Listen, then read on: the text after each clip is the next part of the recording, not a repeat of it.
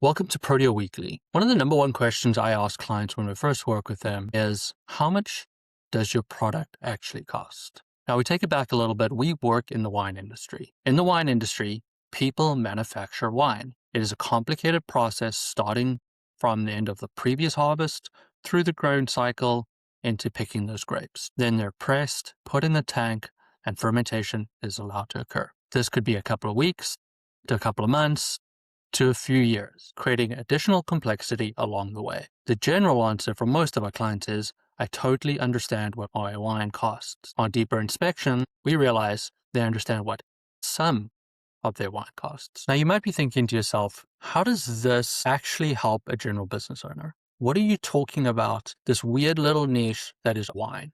Well, this is a real problem that many business owners face. They understand what their revenue is, but they don't truly understand what the cost to produce that revenue is. So I wanted to do a quick conversation, not just about inventory costing, which I'll touch on briefly, but rather spend more time talking about the very important metrics that is contribution margin. We've been involved in quite a few sales of wineries over the last 18 months, and one of the most important metrics that buyers are looking at in what is a difficult market to sell your property is contribution margin. They want to understand, what is the contribution margin of the revenue that you're producing on a day-to-day basis? Let's start with the basics. Understanding how much your inventory costs is a complicated topic. It becomes a lot easier if you're buying and reselling items. It is generally the list price. But it can even become more complicated if that inventory is being imported from another country, because then all of a sudden you might have to deal with exchange rates as well as landing costs. Landing costs include what it costs to ship those goods, plus any other costs to get them through customs and imports. Adds a little bit of complexity and takes a little bit of additional knowledge to make sure that you get the true cost of the good, so you understand what your true cost of goods margin is. When it comes to manufacturing, it gets a little bit more complicated. In my example of working with wineries, it is always easy to remember how much did it cost for the grapes, how much did it cost for the glass, the labels, the cork, but we quickly forget that there's more to it than just those simple items that we put together. There's the labor that actually has to go into picking the fruit, pressing the fruit, producing the wine, and at the end, bottling that wine. Additionally, if there is any aging that's occurring, which is in all cases part of the situation, overheads need to be allocated to the wine as well. The facility, the tank, the equipment depreciation. All of that needs to be considered in calculating the true cost of that wine so that you can understand the true gross margin that you're producing when you sell every single bottle. It can get even more complicated when minimum order quantities come into place or fluctuations in production are accounted for. This is a very specialized area, and we highly recommend you work with an expert that knows how to cost in your specific industry to give you the best opportunity to have accurate costing, allow you to set good prices, and be profitable in the future. So let's get into what I really want to talk about today, and that is contribution margin, a metrics that many people aren't looking at. And I'm telling you, if you do, you'll start thinking about your business a little bit differently.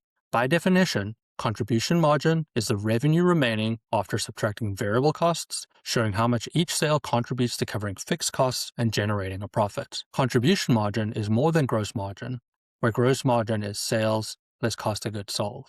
Contribution margin takes into account all the other factors required to make that sale, giving you the true value of how many dollars per unit you've actually made for each sale. When you get into it, contribution margin is sales revenue, less variable costs, less your costs of the actual cost of the product. This is an important number to know because people want to understand how many dollars per unit are left to service your fixed costs, and then look even deeper once the fixed costs are removed, how many dollars per unit sold of profit is there for distribution or reinvestment into the business. We are seeing contribution margin being scrutinized more and more in sales transactions than ever before. We're even seeing sales transactions occurring as a multiple of contribution margin. All businesses have a contribution margin. Even a service business like Protea Financial has a contribution margin. For us, it would be our revenue, less our labor, less any other variable costs that go into producing that labor. And this is a number that we need to look at on a regular basis to ensure that we're making a good margin on our true contribution so that we have enough to cover expenses. Another good example, if we want to take it down to simple terms, is a product that sells for $100 and has fixed costs of $40 makes 60% gross margin. That's 60 over 100. But the contribution margin needs to look a little bit further. And if there are variable selling costs amounting to $20, realistically, all we have left then is the 60 less the 20, which is $40 per unit sold. That contribution may or may not be enough to service the fixed costs in place for that business. It will give you a good sense of how much money your business can afford to actually spend. Or if you work it the other way, how many units at this contribution margin would you need to sell to be able to cover your fixed overheads? This will give you a decision of, do we sell more? Do we adjust our contribution margin? Or do we find a way to reduce our fixed overheads? Reducing fixed overheads can be difficult or become in a very emotional situation where you have to let people go. Understanding your contribution margin per unit gives you a good sense of what your business actually needs to do to be profitable in the long term. Contribution margin is a key metric for understanding unit level profitability, managing costs, and making strategic business decisions. By isolating the impact of variable costs, it provides a clear view of how each product or service contributes to covering fixed costs and generating net profit. Contribution margin is something we should look at on a monthly basis, but I highly recommend that you look at over a trailing 12-month period. This gives you a good sense of how you are doing over an extended period of time and continue to evaluate that versus prior periods as well as budgeted periods to see how you're performing. I think everybody should be bringing contribution margin into their business to give them a good sense of how they're doing.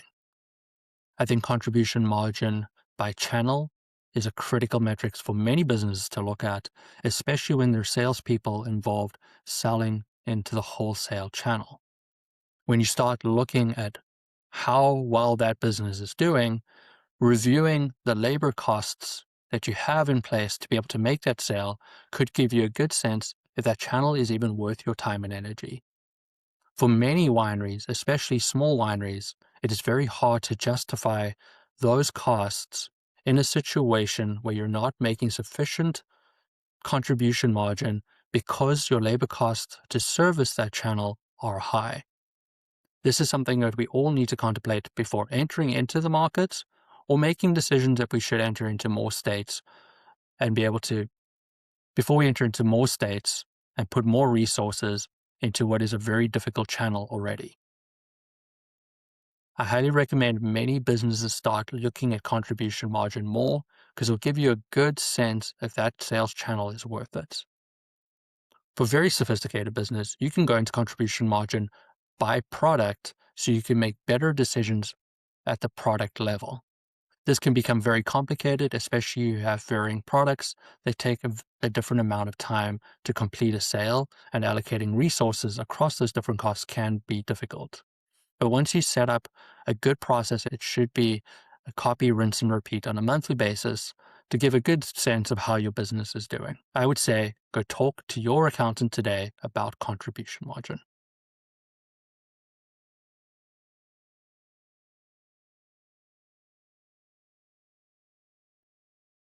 In summary, revenue is important. It is critical to understand how much your cost of goods truly is. But what we need to adjust our mind to is understanding what the contribution margin per product is in our business.